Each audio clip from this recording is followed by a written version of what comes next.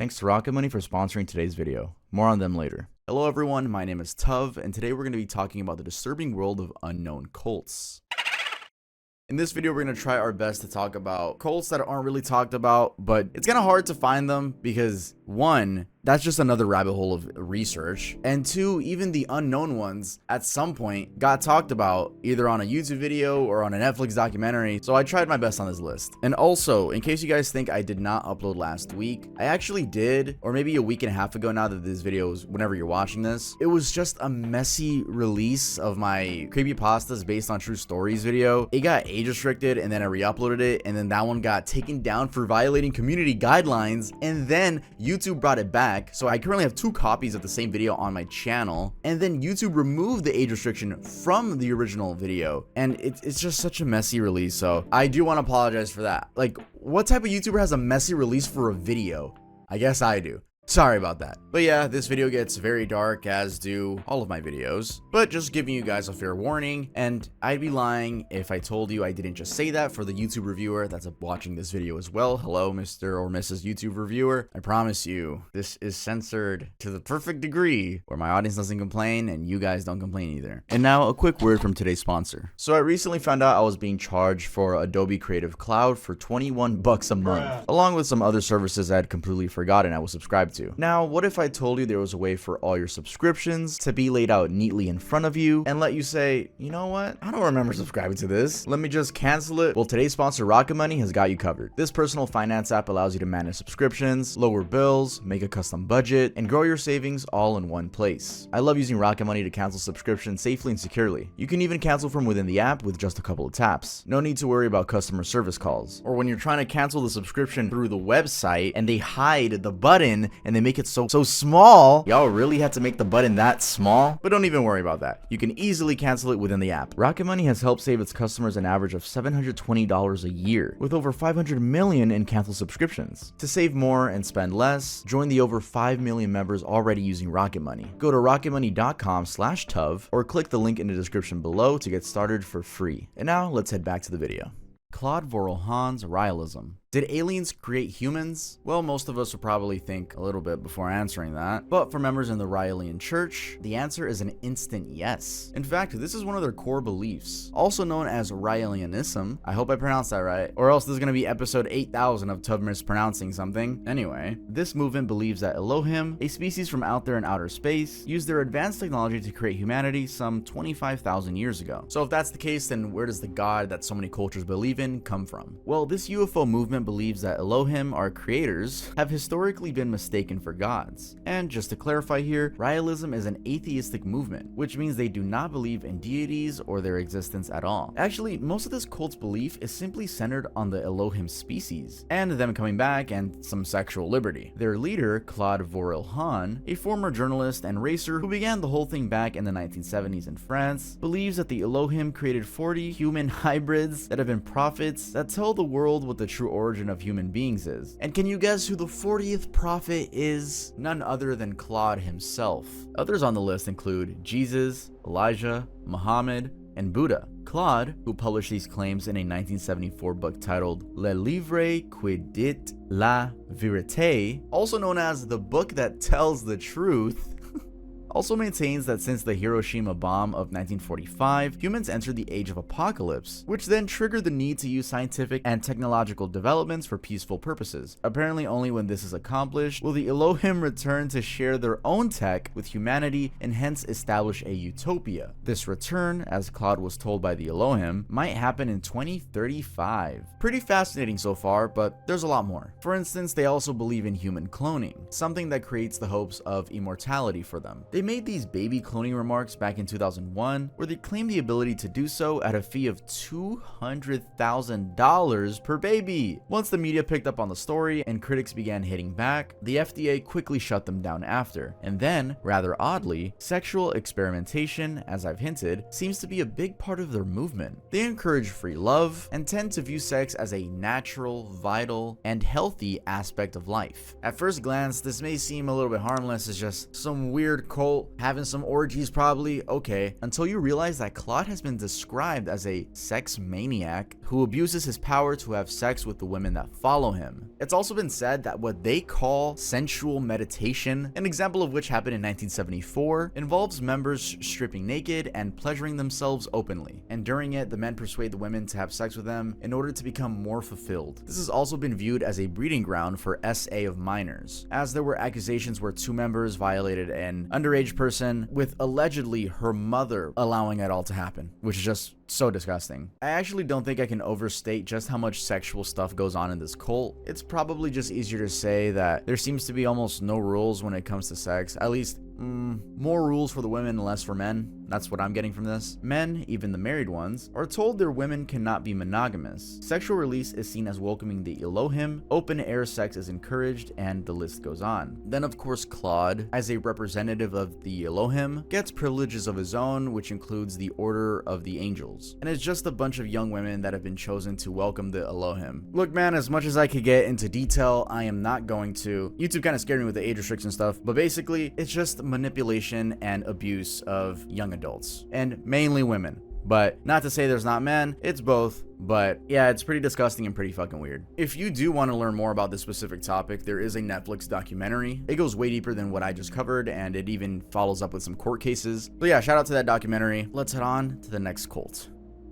Takashi Nakagawa's Happy Science. Cults in general will have a lot of things going on, but Happy Science is one of those that leave you fascinated by the amount of weirdness that cult leaders can dish out only in the name of belief. We're talking about rivalry with other cults, fake UFOs, channeling spirits of the people, dead or alive, reincarnation, fake COVID cures, and there's honestly a lot more that goes on. Believe me, this video could be 12 hours long, but we're just gonna take a look at the messier parts. So first, the basics. Happy Science was started by Takashi Nakagawa, a Japanese man who, while pursuing quite a successful Wall Street trading career in the early 80s, got the conviction that he needed to take on the responsibility of saving the world from ruin. His version of events was that he was in contact with, quote, wise men from the past, like Buddha and Jesus, who told him he was chosen to spiritually redeem this wretched world. Armed with that conviction, he went back to Japan, abandoning his trader career, changed his name to Ryuho Okawa, and began self-publishing spiritual books with titles like The Terrifying Revelations of Nostradamus and The Great Warnings of Allah.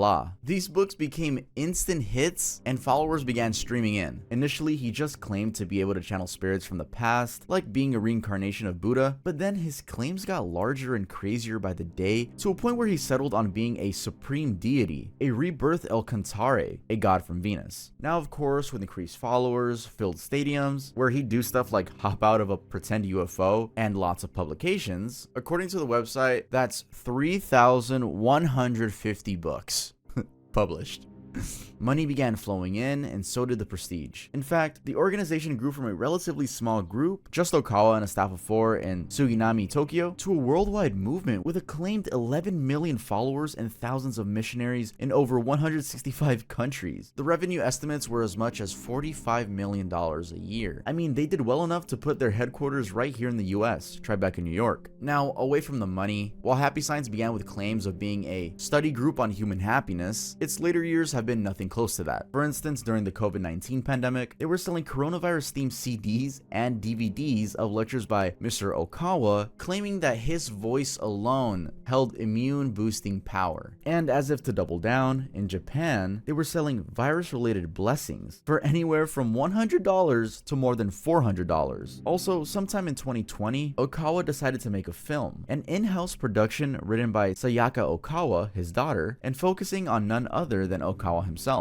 Titled Immortal Hero, it was a work of fiction based on true events of Okawa's journey to being a spiritual leader. Reviews though said it was laughably bad. And quick plot summary, the character who plays him in the film gets a fatal heart condition that leaves him hospitalized, but then refuses treatment against the advice of doctors and reverses the condition through, quote, the power of his mind. Yes, it's a weird plot, but it's seemingly normal for the stuff he was already writing about. But what is a little bit creepy is that he actually died due to cardiac arrest. That was in March of last year in a hospital hospital in Tokyo and he was 66. His death, as probably would any other key figures, brought up stories from his past, some of which, as I mentioned in the beginning, are very fascinating. He, for instance, denounced his first family around 2011, calling them demonic. This was after his wife left the group and threw shade at him, revealing his true followership was probably just 30,000 and not in the claimed millions. 30,000, huh? Bro has the same amount of followers as I have monthly listeners on Spotify. It was also after his son and critic, Hiroshi Okawa, who was supposed to be a successor at one point, revealed that Okawa, quote, relentlessly lied to his followers. Interesting also is that a few years earlier in 2008, he had also tried his hand at Japanese politics, starting his own party, Happiness Realization Party, but with very little success. And equally as fascinating was his rivalry with Shoko Asahara, the leader of the Aum Shinriyko cult. The rivalry, in which Asahara mocked Okawa's superficial knowledge of Buddhism, culminated in an assassination attempt on Okawa in 1995 by Shinriyko. Yeah, we're actually going to talk about that later in this video, so really cool that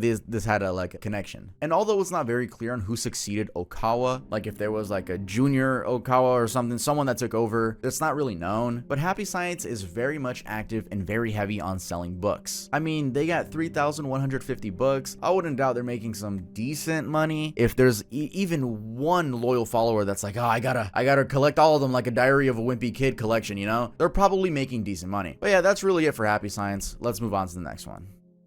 Bradley Cadenhead 764. Now, we've covered a lot of dark topics, especially when it comes to the internet on this channel, and this is one of them. 764, a confirmed satanic cult, is one such wave. Suspected to consist of hundreds of members, boys to even men in their mid-40s, 764 is basically an online extortion ring deliberately going after minors, forcing them to record or live stream very inappropriate things, and dealing those clips on the dark web. Based on what the authorities have said and some court records of cases against some of the members, it's confirmed that the group mainly targets people of color, people part of the LGBT, and people dealing with mental illnesses like depression. Now, before we get into where they came from and why they do it, first we should take a look into how. And here the consensus is that they use well-known and seemingly harmless social platforms to lure these minors. For instance, they set bait in highly popular gaming chats like Roblox and Minecraft, or on social media platforms like Discord, Twitch, and interestingly enough, apparently playlists on SoundCloud. They use threats, blackmail, and manipulation to get clips of these minors doing very inappropriate acts, which they then share with their peers on Telegram, which happens to also be their base of operation. Notably, these groups have as many as 5,000 active members at a time, and sadly, it doesn't stop there, because once clips are shared on Telegram, other members pick them up and continue to terrorize these innocent kids for more control, and also, as I mentioned, trade them on the dark web. They do all this apparently with the end goal being to gain notoriety and rise in status within their group. That sort of answers the why question, to which then leaves us with who. Who are these guys and where did they come from? Well, they are apparently an offshoot of Order of Nine Angels, aka O9A, one of the vilest perpetrators of terrorist ideology around, guided by their affinity for violence and known for their worship of Hitler,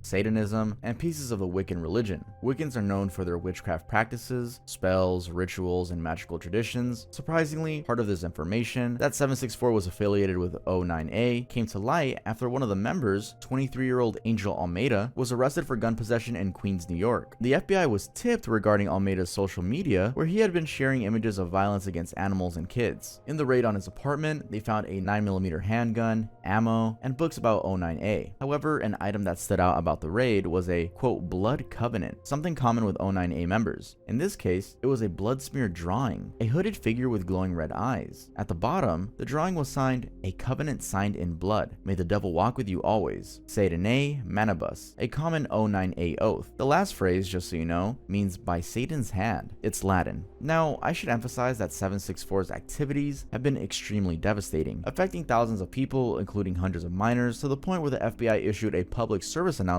against them. That announcement, which identifies some threats issued to victims by 764, as including swatting and doxing, was issued on September 12th, 2023, and happens to be the first time that 764 has ever been formally mentioned by any US law enforcement agency. And again, just to emphasize the scale of their operation, in 2023 alone, Discord apparently blocked 130 groups and 34,000 accounts associated with them. Now, that FBI PSA was accompanied by several arrests of members, including Angel Almeida, Bradley Cadenhead, Chandler Pong, Kalana Limkin, and a minor in Romania. And rather shockingly, the origins of 764 also got traced to one of these members, 16-year-old Bradley Cadenhead from Stephenville, Dallas, Texas. 764 is actually the zip code for Stephenville. What's unnerving about all this though is that as of the publication of an extensive investigative report on the group in 2024, it was noted that they have grown in number since 2021, and that social network moderators are struggling to keep them at bay.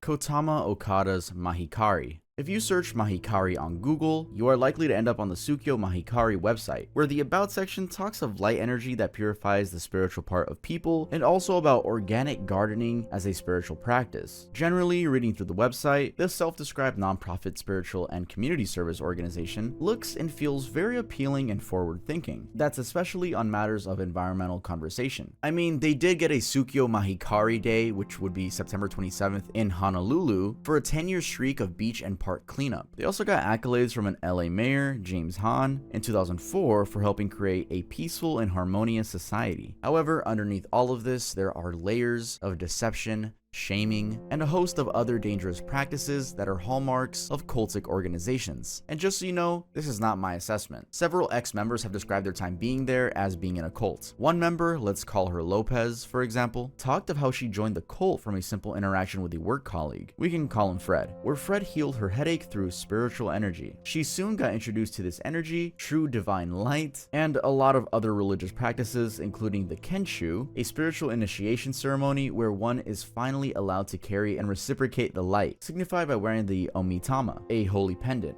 Although ascending through ranks and making inroads in this newfound organization, she later realized that behind the curtains, the teachings were manipulative and the whole experience was isolating. One example was being taught that the pendant, omitama, was more precious than one's own life. The fact that this was taught to teens was even more problematic. Kōtama Okada, the leader, who described himself as the second messiah, also had part of his teachings affecting followers in devastating ways. Lopez says she saw her followers abandoning medicine, delaying hospital visits, and suffering severe symptoms that even led to death. The staff were also not spared, as some of the trainees and priests, completely with no possessions and at the mercy of the Mahikari centers, were severely sleep deprived, spending hours on end giving light to people. Apparently, the more elevated you were in the organization, the less sleep you needed. What I find more startling about this group is that its origin, story, and progression are much like how Happy Science began. First, it's just so similar that Kōtama Okada took on his divine responsibility after an encounter with a white-haired elderly man in an astral world during a fever dream. This encounter, termed Kamigakari, is what allowed him to go on and start, quote, Sunlight Children Friends Association. That's what the institution was called back then in 1959. It also allowed him to change his name to Kōtama, aka Jewel of Light, and cleanse the world of sin. And again, just like Happy Science, he expanded to the US and other parts of the world, with follower counts in 1970 being quoted as anywhere between 300,000 to 400,000 members. Now, while there are a number of smaller controversies around this cult, one particular one that unsettled things a bit was the debunking of Kōtama's claim of Japan being the birthplace of everything. It was found that the scientific proof behind this was simply faked findings after a Japanese archaeologist planted fake pottery. This actually turns out to be one of the reasons Lopez, the ex-member, began questioning a lot of the other things within the organization and eventually leaving. Then, even more bizarre, is the link between Mahikari and, again, the troubled Aum Shinriyko cult, responsible for a gas attack on the Tokyo subway. It's alleged that Shimada Yasuko, a Japanese-born Australian citizen who helped establish Tsukyo Mahikari in Australia, also helped them purchase a 500,000-acre farm in that same location, you know, being Australia, where not only did they do some sort of scientific experiments, but also caused a mysterious seismic activity. I also have to add that the group had been in trouble before when it donated over $110,000 to start a Japanese cultural center at the Hebrew University of Jerusalem. Some call Mahikari anti-Semitic and fascist, noting that its ideology justified the Holocaust as a punishment inflicted on the Jews for failing to save King Solomon's temple. Pretty unsettling stuff overall.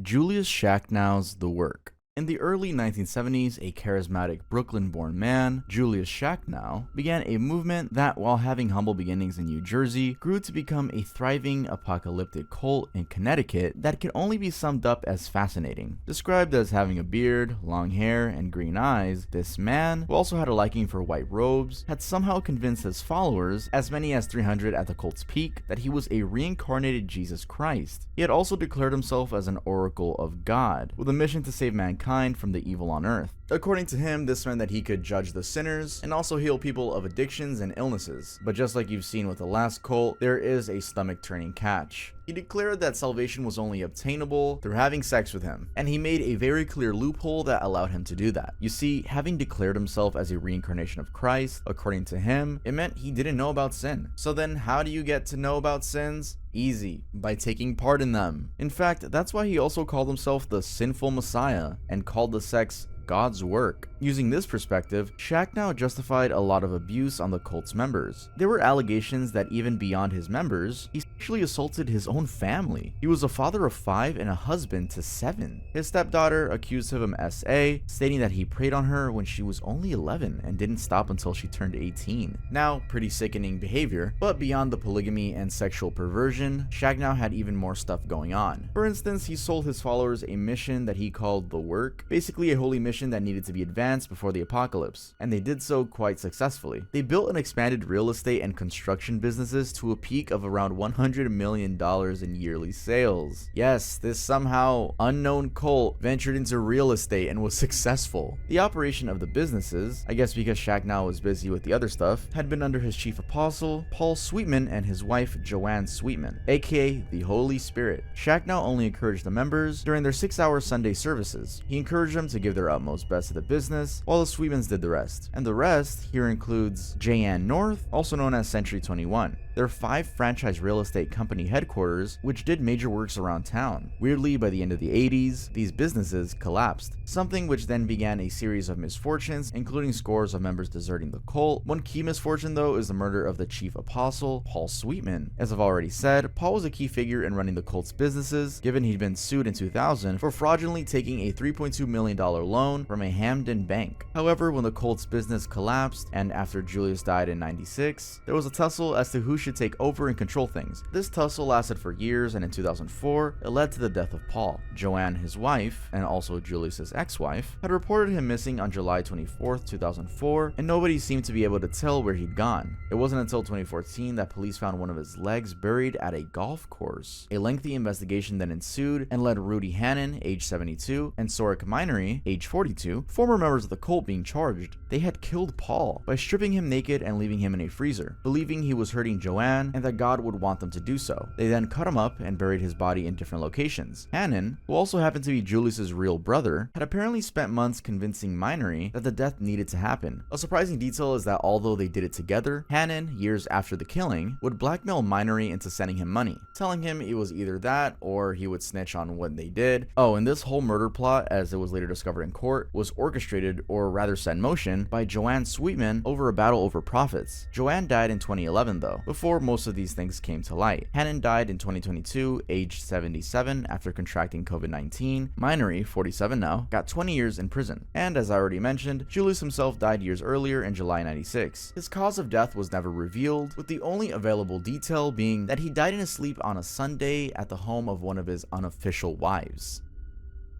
Daniel Perez's Angel's Landing. In the slim chance that you've heard of Angel's Landing, you'd be likely to have heard of it in 2015, mainly because that's when its leader was prosecuted and it got featured in an episode of Dateline titled Angels and Demons. Suspected to have begun back in the early 2000s, this cult was not only set up to exploit members, but also to do so in a rather disgusting way. But first, who began it all? Well, it was the work of Daniel Perez, also known as Lou Castro, a man born in 1959 in Aransas Pass, Texas. Somehow, Perez created a traveling commune that journeyed across the country and convinced his followers that he was hundreds of years old, an angel that could see the future and cure diseases due to his magical powers. All that is a bit strange, but there's more. Apparently, to continue enjoying his services, there was a catch. And this is where it gets a little hard to explain with the YouTube censorship, but basically, he would essay the people's children. Documents from the Kansas Bureau of Investigation Sex Offender Registry showed that his victims were extremely young, and it seemed Perez had created an atmosphere where these kids would just be too scared to speak out. One victim explains that when she first met him, he had been charismatic and talkative, and somehow appeared wise, which made joining the communal, quote, family easy, as it was close and positive. Unknown to them though, there was a lot going on beneath the facade. fraud. For instance, it later became obvious that without any official source of income for the commune to survive on, Perez was committing insurance fraud to cater for his expenses. And not just any type of fraud, no, he was sacrificing members of his own cult. Somehow he would convince members, those with life insurance policies of course, that he would make them come back from the dead after he killed them. The first known member to suffer this fate was 27-year-old Patricia Hughes, who it was claimed died while trying to save her toddler daughter from drowning in a pool. It was later revealed though that she had actually known she was going to die, even kissing her daughter goodbye and letting her know she'd return from the dead. This had been witnessed by a member who was 12 at the time and had been convinced to lie by Perez. Anyway, for Hughes' death, Perez cashed out her $2 million life insurance. More deaths followed soon after. According to a testimony by a retired insurance salesman, Bill Haddon, he had issued about 5 policies to the group members. It seems Perez cashed out on all or at least most of these, as in 2001 there was a member that died in a mysterious plane crash in South Dakota alongside her daughter and her boyfriend. Then in 2006, Hughes' husband died after a carjack failed, leading the car he had been working on to fall on him, crushing him to death. In 2008, another group member also died in a traffic accident. Now, these deaths seem to have happened when Angel's Landing had already settled permanently on a 20-acre plot of land they bought somewhere north of Wichita, Kansas. But the fraud streak didn't last forever, as soon enough, Perez was on the run from authorities, abandoning the property. He got arrested in 2010 after trying to open a bank account under a fake new name, Joe Venegas. This arrest saw him get 28 charges including fraud, murder, and rape. Some of the charges were eventually dropped as he was convicted of 20 counts of SA of children, aggravated assault with a deadly weapon, and the murder of Patricia Hughes. In his defense, he tried to argue being unaware of what he was doing. He said, for instance, that he suffered severe memory loss from getting beat up in Texas in 1997, and so he didn't know where the millions the cult received came from. He also said he had a genital injury, and that meant he couldn't have sex with uncooperative partners, and that all his partners were of legal age. Anyway, where is Daniel Perez now? Well, serving his sentence at the Lansing Correctional Facility in Kansas. He got life in prison and is not eligible for parole until he's at least 120 years old. Michael Brian Protzman's QAnon. Religion has produced a good number of cults, but cults are not exclusive to religion. And you don't have to look far for proof, because QAnon, whose leading figure was 60-year-old Michael Protzman, is a perfect example. While the cult existed in the shadows of the internet for quite a while, it wasn't until 2021 that it caught the attention of many, including the media. But before we get into what happened in 2021, first let's cover the basics of their beliefs. So according to a CNN report that also interviewed Protzman's mother, QAnon believed that John F. Kennedy Jr., who passed on in 1999 in a plane crash in the Atlantic Ocean off Martha's Vineyard, was still alive. And even crazier, that he was secretly working with the then President Donald Trump to save the US from an evil group of Satan-worshipping PDF files. Now, this might sound like something odd to believe in, but it turns out there were a lot of people who bought into it. That was revealed on November 2nd, 2021, when members of this group turned up at the Grassy Knoll in Dallas, Texas, in hundreds. This is the place where President John F. Kennedy had been assassinated in 1963, and the reason why they were there was that they hoped the Kennedys would return. As one QAnon believer told the news, they were there because, quote, word on the street was Jr., aka JFK Jr., would show up and introduce his parents. There was also speculation that Jr. would be Trump's vice president. Now, of course, Jr. never showed up because he died. But determined to see their course through, apparently a good number of the believers stayed behind, camping there for months even, still waiting for their savior to return. And it seems the beliefs got objectively worse with time, since they became a mixture of American lore around JFK's assassination, biblical prophecies, and not forgetting QAnon's own prophecies. An example is the belief that implied that the Kennedys and Trump were actually direct descendants of Jesus Christ, and that they had been part of age-old battles of good versus evil. Before we take a look at what became of QAnon, there's actually an interesting backstory to its forming. Protzman's mother, Colleen Protzman, who I mentioned did an interview with CNN for a documentary, revealed that Protzman's interaction with cults dated as far back as 2008, when during the financial collapse, he had begun researching about investing in silver. Apparently, platforms that push investments such as silver, at least back then, relied on doomsday stories to convince people. Faced with family issues and an uncertain financial future, he began leaning into the conspiracy theories, and soon enough, he was fully in. He even tried to convince his mother to cash in her 401k and buy silver. Further along, he was sucked into other conspiracies, and eventually he was just isolated. Then he bumped into Telegram. Since Twitter and Facebook were heavy on cracking down against conspiracy theorists following the January 6th Capitol attack, he effortlessly built an audience after finding people who validated what he believed. So yeah, that's how the whole thing started. From there, the audience grew and eventually became large enough to the point where they showed up to Dallas, Texas. As to what's going on with the group, well, Protzman actually died in July of 2023. It was reported that he lost control of a dirt bike at Meadow Valley Motocross in Millville, Minnesota, and suffered multiple blunt force injuries that he succumbed to. Second, even after his death, the group remained committed to his prophecy that the Kennedys would come back. And lastly, rather unbelievably, his successor, according to Vice, is a 13-year-old known online as Tiny Teflon. This girl was apparently a protege of Protzman, which he allegedly groomed. Her mission? Well, her duty was to recruit kids to the cult.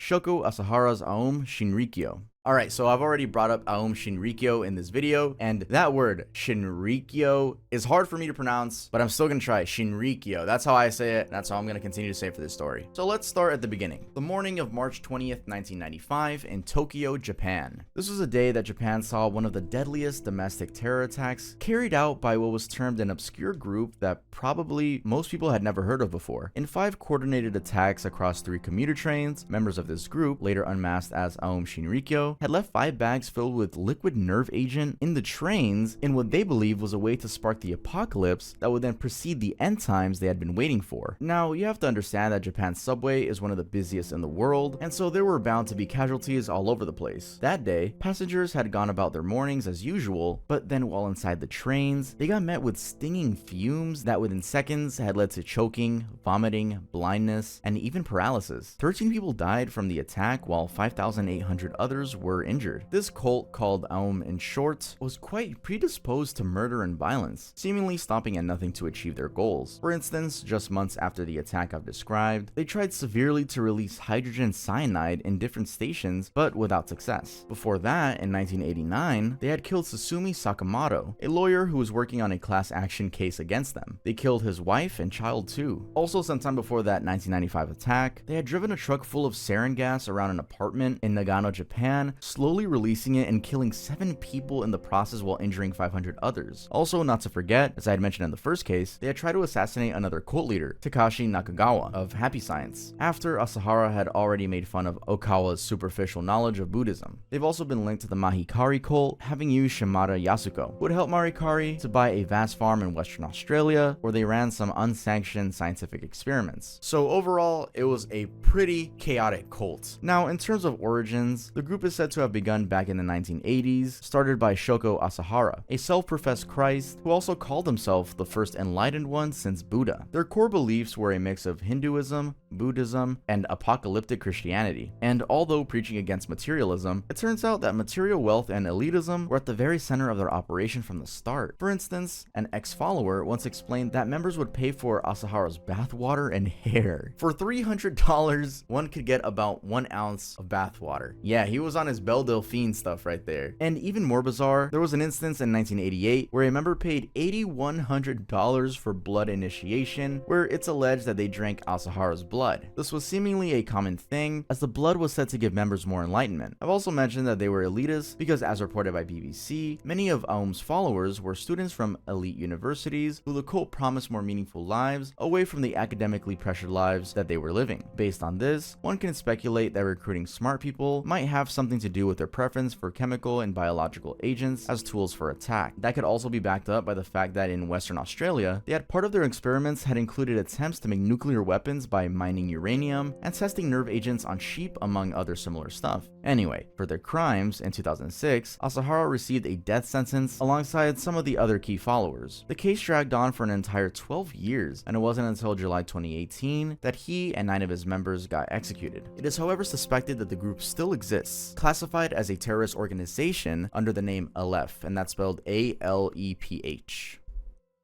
Alright guys, that was it for this video. If you guys enjoyed how I narrated the story, make sure to leave a like. And if you aren't subscribed, I hope I earned your subscription. Damn, I didn't say at the beginning. I should have said at the beginning. That's my intro. Damn. Whatever. I hope I earned your subscription. And if I didn't, maybe it's gonna take more videos. And luckily for you, I upload weekly. Or at least I try to. Anyway, that's it for this video. Stream honey. And I'll see you guys next time I upload.